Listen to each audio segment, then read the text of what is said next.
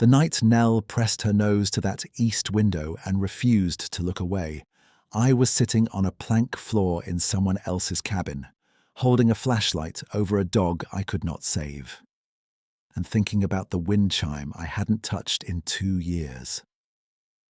I remember the particular quality of the quiet outside, the way it had thickened past the normal quiet of a November night in the hills.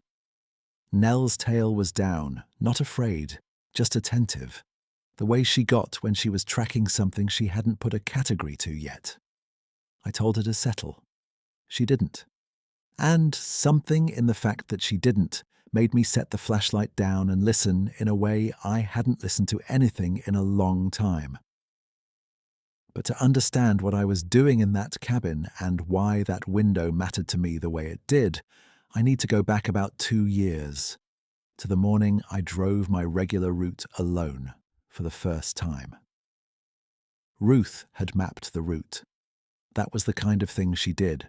I was the one who drove it, but she was the one who'd sat at the kitchen table with a county road atlas and a felt-tipped pen, plotting which farms ran east off the main road and which ones were better approached from the valley cutoff, so I wouldn't double back in mud season. She had a feeling for geography that I never had. I had a feeling for what was wrong with an animal and how to fix it, and she had a feeling for how to get there. And together, we covered most of 2 counties for 30 years. She died in the February of the year before last. Not slowly, the way I'd seen death come for patients who'd had time to prepare. Fast, the way a strong engine fails without warning. Every system normal right up until it isn't. 6 weeks from the first symptom to the last morning. I was at the clinic when she went, 40 minutes away, finishing a birth I couldn't leave. That fact sat in me for a long time.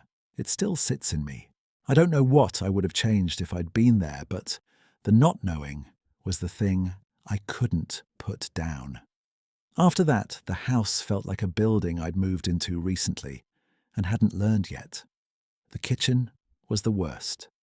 Ruth kept things in specific places, and I kept reaching for them where she'd put them and finding them there, and something about that wrong-footed me every morning. I stopped cooking real meals. I drove the route, I saw to my patients, I drove home. I stacked the mail on the counter without opening most of it. In the evenings, I sat in the chair by the wood stove and looked at the floor and waited for the day to be over. The wind chime had been Ruth's. She'd made it herself from sections of copper pipe and a piece of driftwood she'd brought back from a drive we'd taken up to Lake Superior the summer before she got sick. It had hung on the front porch nail for 3 years. And after she died, I must not have checked the wire because sometime in that first autumn, it fell. I found it on the porch boards one morning. The pipes scattered, the driftwood cracked on one side. I picked it up and carried it inside and set it on the shelf by the back door, and every day for 2 years, I walked past it. I don't have a good explanation for why I never rehung it. Every time I reached for it, my hands found something else to do. Nell was the one steady thing. She was 8 years old that fall, a blue-tick hound I'd had since she was 6 weeks old, long-legged and deliberate, with the kind of nose that had saved me twice from missing an abscess I'd have otherwise attributed to a different cause. She rode with me on every call in the passenger seat of the truck, and she had a temperament I'd never quite been able to explain. Other dogs on farms and ranches would pace or bark when we pulled up. Nell would step down from the truck and find a patch of ground and settle into it, like she'd always been there. Livestock calmed around her. I'd seen a horse that had been kicking at its stall for 2 days go quiet the moment Nell walked into the barn. The call from Carl Pickett came on a Thursday in early November. Carl ran a small cattle operation 31 miles back into the hills, up a road that became a track after the first 3 miles of gravel, ending at a 2-room cabin he'd built himself sometime in the 70s. He wasn't a man who called lightly. When he called, something needed doing. He told me his dog Hector was failing.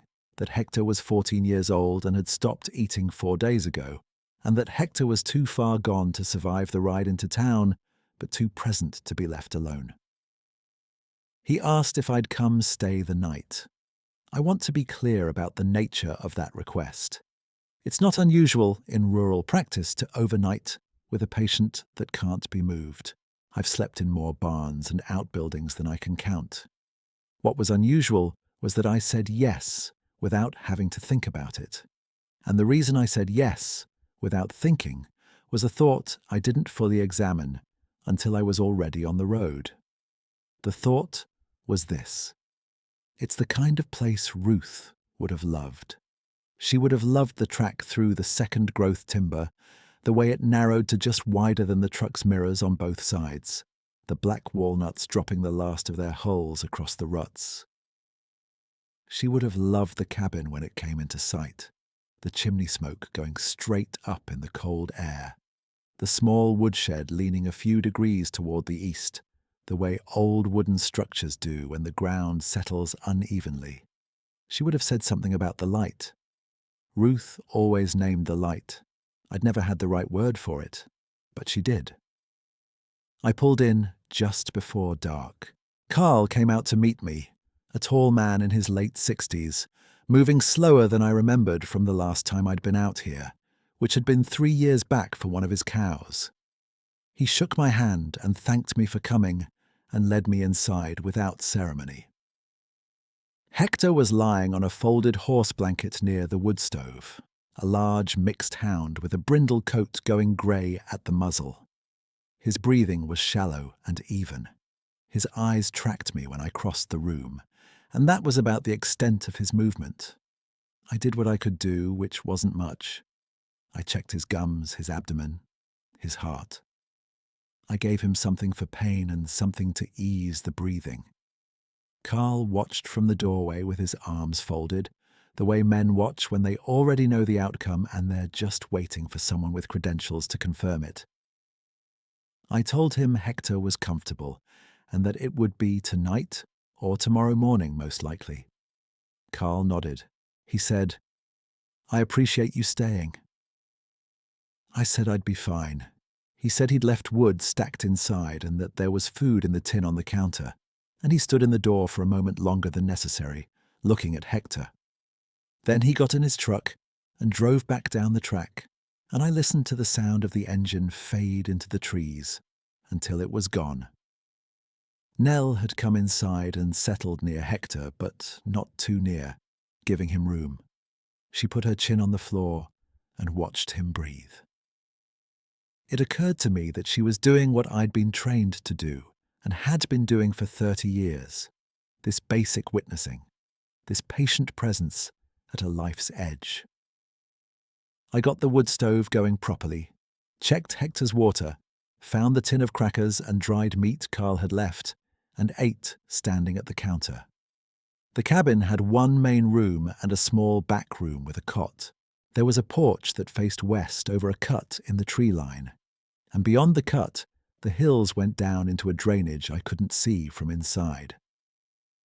On the east side, the tree line came to within 40 feet of the cabin's back wall, and the one window on that side looked straight into the woods. Nell went to that window around 7 in the evening. She didn't bark. She didn't whine. She stood with her front paws on the sill and looked out into the dark with the same focused calm she used when she was tracking a scent that was hours old but still readable. I called her name. She glanced at me and looked back at the window. I was tired from the drive and the week before it, and I told myself she'd picked up a deer trail or a raccoon moving through the brush, and I went back to checking Hector's breathing, which had deepened slightly in response to the pain medication. An hour later, I went outside to bring in more wood. Carl had said he'd stacked wood inside, and he had, enough for the evening, but not the night. There was a chopping block at the side of the cabin, and I'd seen a cord of split oak beside the woodshed when I'd pulled in. I took the flashlight and went around the back of the cabin toward the woodshed, and that was when I found the wood at the back step. 9 pieces, neatly quartered, stacked against the cabin's back wall beside the door. I hadn't put them there. I was certain of that, the way you're certain of specific things when you've been paying close attention to your surroundings out of professional habit. I'd come around this corner twice since arriving, once to check the shed latch and once to find the axe I'd thought I might need. The step had been bare both times. Carl, I thought. He must have done it before he left and I hadn't noticed in the low light. I carried the wood in, stoked the stove, and sat down beside Hector. But Carl had left before dark. I'd watched his headlights go, and I'd been around that back corner after dark, and the step had been bare. I was tired, was the thing. I'd been tired for 2 years, the kind of tired that settles under your eyes and stays there, and I told myself I'd miscounted my own passes around the building. I told myself I was the kind of tired that misremembers. I put the thought in a drawer and sat with Hector. Around 10, I went back outside with the flashlight. The wood at the back step was taller than I'd left it. I stood there for a moment with the flashlight beam on the stack, counting. There were more than 9 pieces now. I counted them 3 times. 17. The bottom ones were the same quartered oak I'd carried in, and the top pieces were split differently, the grain running at a different angle, a wood I didn't immediately recognize in the dark. I stepped off the porch and walked toward the tree line, slowly, with the flashlight angled down. The ground between the cabin and the trees was soft from recent rain, a strip of bare soil where the grass hadn't come back after something had graded through there, a drainage correction by the look of it. The impressions started about 15 feet from the tree line. They were large, oblong, spaced wide apart, pressed deep into the soft ground. I crouched down and pressed my thumb into the soil next to one of them, pushing until I felt resistance, and my thumb went to the second knuckle before it stopped. Whatever had made these impressions was heavier than any deer and had been moving on 2 feet. I'd seen bear tracks before, and I knew the shape of them, the splayed toes and the pad. These were different in their geometry. I stood up and walked back to the cabin door. Inside, Nell was at the east window again. I'm not a person who believes in things I can't explain. I want to be clear about that. I've spent 30 years looking at animals that were dying and finding the mechanism, the thing that was failing, the system that had quit. I believe in what I can examine and measure. What I was holding in my mind as I stood inside that cabin door was the absence of any explanation that held its shape when I pressed on it. The wood was real. The impressions were real. My thumb had been in the ground to the second knuckle, and the impression had not been made by anything I could account for. Nell turned from the window and looked at me. She was calm. I'd worked with her long enough to know what her body looked like when she was afraid. The tucked tail, the low head carriage, the constant checking of the nearest exit. She was none of those things. She was interested. If you've had an animal trust your judgment for years and then reverse it, you understand what that does to you. If you've ever been out in the dark with a dog whose instincts you trusted completely and had that dog look at you like you were the one who needed to settle down, you understand why I took a breath and stood still for a while before I did anything else. I put a fresh log on the stove. I checked Hector, who was breathing evenly, his sides lifting and dropping in the slow rhythm of a patient resting comfortably on good medication. I pulled my coat on and picked up the flashlight, and I went back outside. I stood on the back step with the flashlight off. The woods on the east side were the dense second-growth mix you find in those hills, hemlock and maple, and the occasional old beech, the canopy closing over the understory so completely that the tree line was a wall of dark even in full moon, which tonight gave enough light to see the general shape of things without the flashlight. I stood there until my eyes adjusted.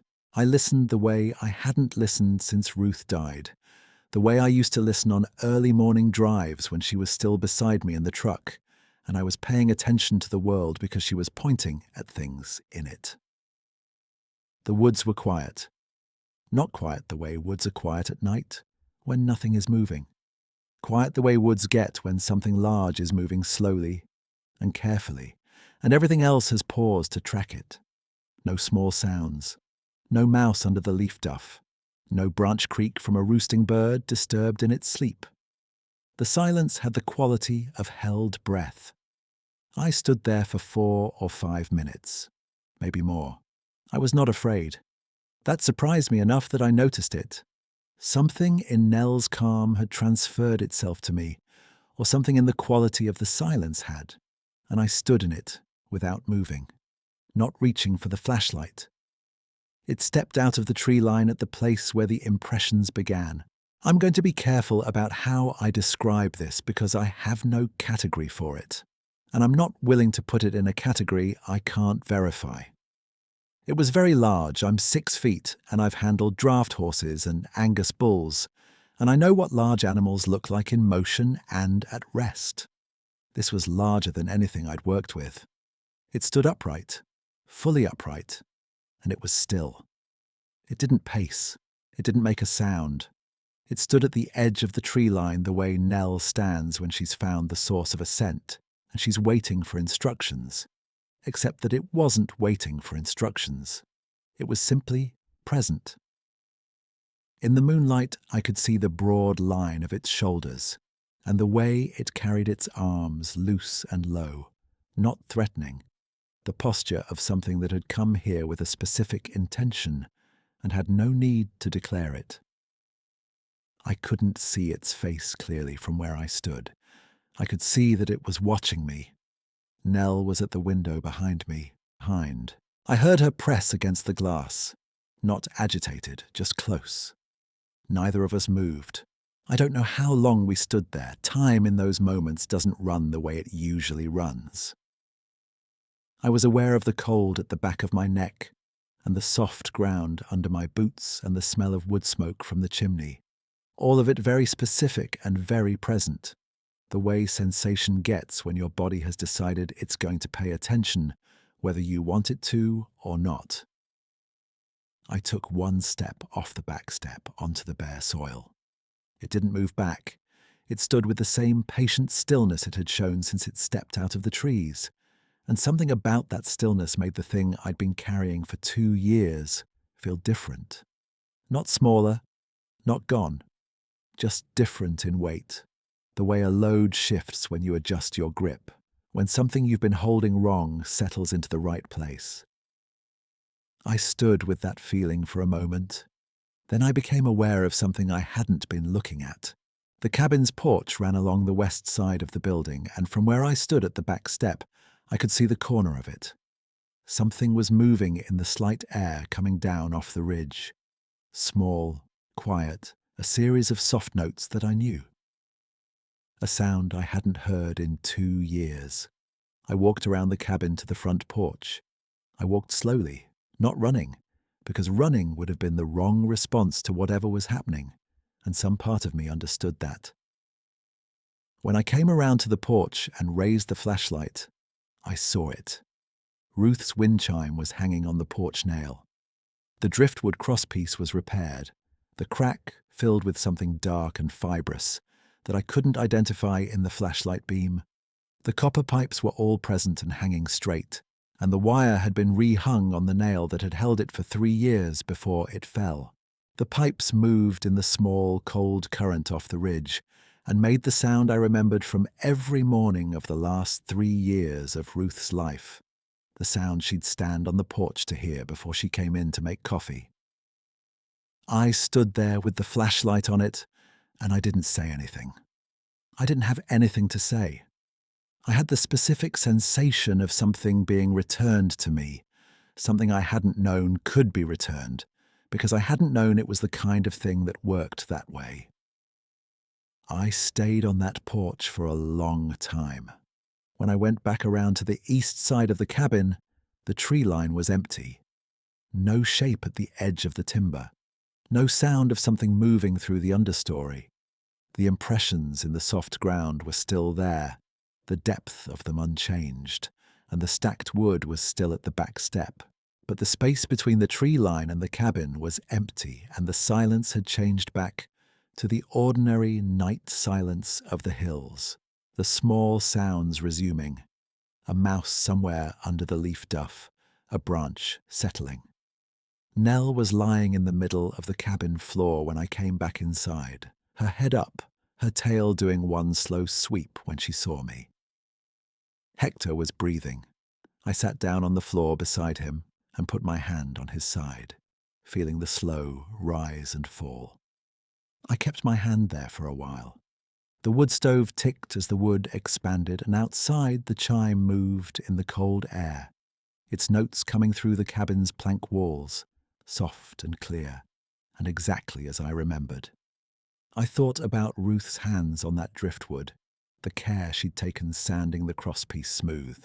I thought about the afternoon she'd hung it, how she'd made me hold the nail while she worked the wire into place, how she'd stepped back afterward and tilted her head and said it was a little crooked, and we'd argued about whether it was crooked because it wasn't, and I was just contrarian on principle. I thought about how I had walked past it on the shelf by the back door every single day for 2 years and found reasons not to pick it up. Whatever had been out there in those trees had done in one night what I had not been able to do in 2 years. I don't have an explanation for how it knew. I've sat with that question long enough to understand that the question itself might be the wrong shape for what happened. Some things resist the kind of examination I'm trained to apply. The best I can offer is that it knew, and it did, and the act was so precisely aimed at the thing I'd been carrying that it couldn't have been anything other than intentional. Hector died at first light. His breathing had been slowing through the last hours of the night, each cycle a little shallower, the intervals between breaths a little longer. I sat with him through all of it, my hand on his side, Nell stretched out against the wall nearby. When his breathing stopped, it stopped quietly, the way a good and tired thing stops when it's ready. I stayed with him for a few minutes longer, then covered him with Carl's blanket and washed my hands at the cabin sink. Outside, the November light was coming in low and pale over the ridge, the first good colour of dawn in the tops of the hemlocks. The wind chime hung still in the early quiet. I stood on the west porch and looked at it for a moment. Then I went inside, gathered my bag and my coat, and loaded Nell into the truck. I sat in the truck for a long time before I started it. The drive back would take 31 miles, most of it that narrow track through the second growth, and then the gravel county road, and then the state route south. I would have to call Carl on the way and tell him about Hector. I would have to drive past the junction where Ruth and I used to stop on long call days to eat sandwiches in the truck cab and look at the valley below the ridge. I would have to go back to my house and the kitchen that was still wrong, and the shelf by the back door that was now empty of the one thing I'd been unable to move. I thought about Lena. My daughter and I had not spoken in real terms for over a year. There had been words exchanged, the obligatory phone calls at Christmas and at her birthday, the kind of conversation where both parties are maintaining a form rather than inhabiting it. The estrangement had started the winter after Ruth died. Something to do with the way I'd handled the arrangements, decisions I'd made without consulting her because consulting felt like one more thing I didn't have the capacity for. She was right to be hurt. I knew she was right. I had been too hollowed out to do anything about it, and the months had accumulated and the silence had hardened. I had her number in my phone. I had it memorized. I sat in the truck at the end of Carl's track where it met the gravel road, and I found her name and pressed the call button before I could think about it, in a way that would have stopped me. It rang 4 times. She picked up. I said, "Lena." There was a pause on her end, a brief silence in which I could hear her adjusting to the fact of the call. She said, "Dad." I said, "I know it's early. I'm sorry." Another silence, then she said, "Are you okay?" I said I was.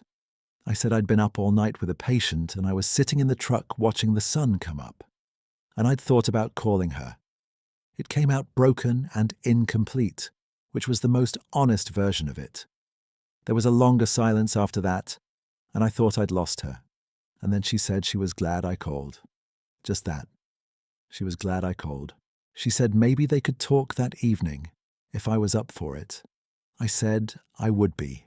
She said, "Okay." I said, "Okay." We didn't say anything else of weight. We didn't need to. The line had been crossed, the wire restrung, which was as much as any one phone call was going to accomplish, and more than I'd managed in 14 months of thinking about it. I called Carl next and told him about Hector. He was quiet for a moment and then said he'd been a good dog for 14 years, and there wasn't much more you could ask of it. I told him about the wood at the back step and he was quiet again, and then he said he hadn't stacked it. I said I knew. He didn't ask me anything else, and I didn't explain anything else. And we said goodbye, and I drove home. The months after that were not transformed in any dramatic fashion. I'm a man who distrusts dramatic change in himself, as much as I distrust it anywhere else. And what happened at the cabin didn't make me into someone other than who I am. I still drove the route. I still saw to my patients. I still sat by the wood stove some evenings looking at the floor. But I began, slowly, to do a few things differently. I rehung the wind chime on the front porch of my own house in the last week of November, using a new piece of wire because the old wire wasn't something I wanted to guess at. I stood under it for a moment when I was done, and it made its sound. And I said her name quietly on the porch, and then I went back inside. That was it. It was enough. Lena and I talked on the phone that first evening, and then we talked again the following week. And by December, we'd established a pattern of calling every Sunday morning, which was something Ruth and I had also done with her back when she was in college. And the fact of that parallel did not escape me, though I didn't say it out loud. Lena mentioned her brother at some point, my son, who I had not spoken to properly in even longer. And that was a harder road, but the road was at least visible again. I told the story once, to Carl, the next time I was out his way for a cow with a difficult birth in March. I told him about the impressions in the soft ground and the wood stacked higher than I'd left it, and about what had come out of the tree line. I told him about the wind chime. He listened all the way through without interrupting, which is a quality I've always appreciated in him. And when I was done, he was quiet for a while, and then he said there were stories in his family going back to his grandfather's time, stories about what moved in those hills, and that the common thread in all of them was that it didn't come close to people who weren't worth coming close to. I told him I didn't know what to do with that. He said, "Maybe you don't have to do anything with it." I've told this story twice. Once to Carl, standing in a March mudyard with a newborn calf blinking at the cold. Once to you. Both times I've arrived at the same place, which is that I can describe what happened and I cannot explain it, and I've made a kind of peace with that asymmetry. The rational disbelief takes effort to maintain now.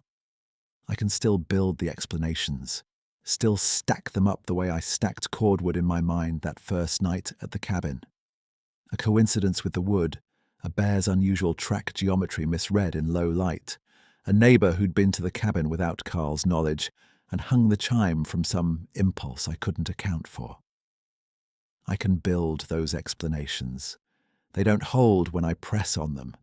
What holds is what I felt standing on that porch in the cold with the flashlight on Ruth's wind chime.